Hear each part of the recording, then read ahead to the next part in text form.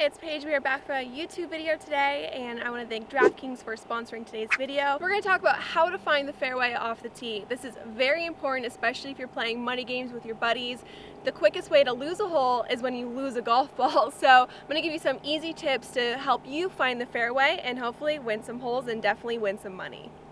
PGA Championship is coming up and I'm so excited and I cannot wait to do DraftKings again. I have been trying to get more into creating lineups, and it's been so much fun, and it's been making these tournaments more exciting when you kind of have something on the line. So there's $3 million total with a $1 million top prize, and that is free to enter for new users with first deposit. Draft 6 golfers from this weekend's tournament. The contest closes at 6 a.m. Eastern Time on 8/6/20. Each golfer listed has an assigned salary, and a valid lineup must not exceed the salary cap of $50,000. Use promo code paige.renee, that's PAIGESPIRANAC, to get a free shot at $1 million top prize with your first deposit. Couple of my players, I think you gotta go with Brooks Koepka. I mean, that guy is invincible when it comes to majors. So he's one of my picks. Bryson, love him or hate him, I'm gonna go with Bryson. And then Tony Finau, I think, is also a really great pick.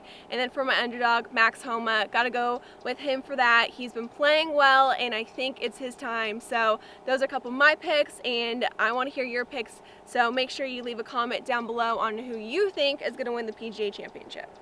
Hi everyone, so we're here at True North Monument Course. This is number 15, and this is one of my favorite holes on the golf course. It's a reachable par 4, but it's really important that you hit the fairway because there's not much room to miss it.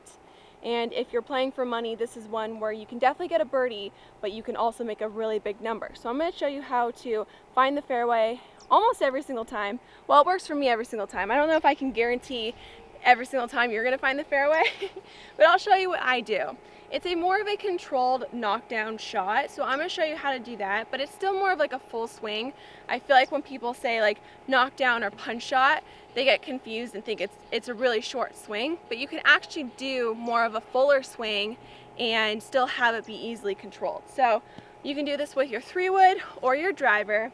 If you're really concerned about finding the fairway, I recommend doing your 3-wood and hitting like a stinger shot, but it's going to be kind of the same technique for both, and we'll just walk you through it.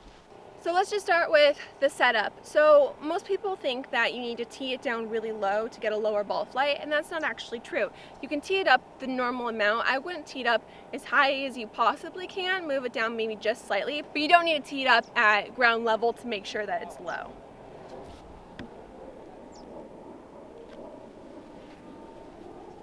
Normally when you are going to hit a driver, it's off your front foot, but we're actually going to move it a little bit back in our stance.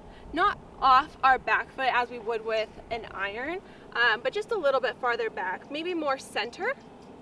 And then from here, you're going to do more of a slower controlled swing. Most people think to get it lower that you need to swing harder, but that's actually going to put a lot more spin on the golf ball. You want this to be a low knuckling ball flight, and so actually swing at about 80% of full speed.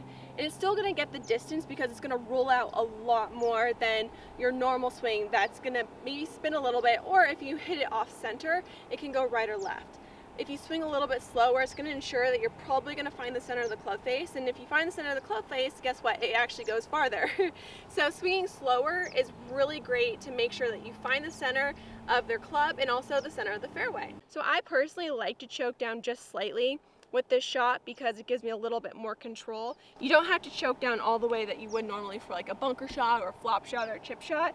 It's just a little bit, just to give you a little bit more control, but that's personal preference. And then it's going to be a full swing, a full backswing, maybe not totally full swing, maybe just slightly shorter of full. Again, it's all about getting control, and if you're tighter and more compact, then you tend to hit it better. Instead of being really long, it kind of messes with your tempo. And then you can, when you swing through, make sure you're almost kind of like bowing and turning your wrists down. This is the most important part of hitting that low knuckling stinger, whatever you want to call it. There's so many different terms to hit this shot, and what people get confused with is when you say knockdown, stinger, punch shot. There's so many different ways you can hit it. Some people like to abbreviate their follow through, some people like to abbreviate their backswing, some people like to move it in the back of their stance, some people don't. But these are just kind of a generalized tips for all of them, and then you can personalize how you like to hit them best. But the biggest thing that you need to do, especially with your driver, when you're coming down, try to kind of like bow and turn your wrist down at it.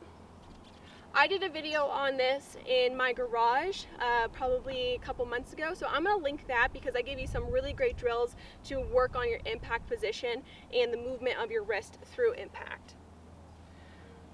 So once we kind of get that feeling of bowing and turning it down, then comes the follow through. I personally like to abbreviate my follow through. It just helps again with the control instead of swinging all the way through, where sometimes I can get a little bit loosey-goosey and a little stuck on it. But if I know that I'm finishing here, I tend to really turn through it and commit to the shot a lot more.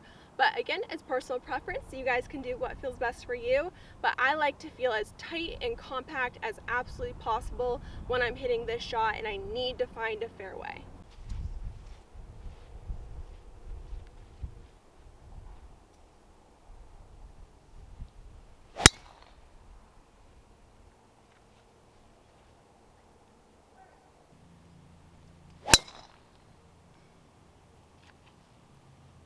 I will find the fairway probably 98% of the time doing this shot. I feel so confident with it. I trust myself, I trust the swing, and that's what you need. You need to have a swing that you can, your B swing, let's call it your B swing. When your A swing's not working, you need to have a backup swing, especially if you're playing for money and the pressure gets going and all of a sudden you normally will play a nice little draw, that draw turns into a hook. What are you going to do? You're not just going to struggle through the rest of the round. You need a B swing to back you up, and so when you're nervous, when you're under pressure, you have a shot that you can commit to and trust 100%. You can do this same technique off the tee, off iron shots, wedge shots. It works for everything, all clubs. Again, there's so many different ways you can personalize it that works best for you. Another thing I like to do, if you want it just a little bit lower, is I like to actually set my weight just slightly forward. And so if I'm square here, I will just put slightly more of my weight on my front foot. So that's another little thing that you guys can do to help your golf swing. So now I have my 3-wood in my hand, and this I know I will hit the fairway 100% of the time. This is my go-to shot no matter what. If my driver even isn't working or I don't feel confident in my driver, I will take my 3-wood off the tee. Something you guys need to keep in mind when you're trying to find a fairway is that it doesn't matter if you have to go down to a 3-wood, 5-wood, or even an iron off the tee. It's so much better to be in the fairway than in the crap. Because if you're in the crap, then it's either you have to take another shot off the tee, you have to drop down there, or you're just compounding your problems. And so always try to find the fairway, and that is better. I'd rather have 200 yards in than even 100 yards if I have to take a drop. It doesn't even matter. So take a club that you're most confident with off the tee if nothing is working, because being in the fairway is much better than being in the crap. So you have to remember that. Take your ego out of play, because it's going to save you a lot of shots and a lot of money. So it's the same technique with my 3-wood. I'll maybe move it back just a little bit farther in my stance than my driver. And then I set my weight forward, choke down just slightly, and then it's a nice compact swing at 80% of my full speed.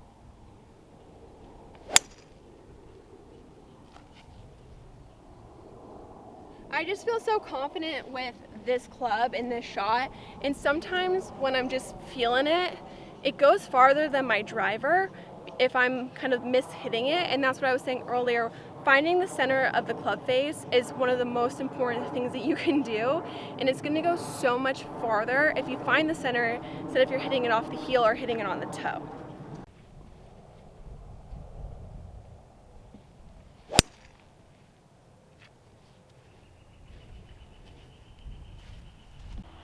So this is 16, and this is another hole where you can use this shot. It's really scary when you're on an elevated tee box and all you see is rocks and desert. And so this punch shot will also work. Knockdown stinger, whatever, let's not focus on the terminology here. This more controlled shot is really gonna help you even on par 3s. on maybe a scarier, longer hole where you need to hit a longer iron or even a hybrid or a wood. Okay, so we're gonna recap what I talked about earlier. So what you wanna do is choke down just slightly, personal preference. I like to choke down.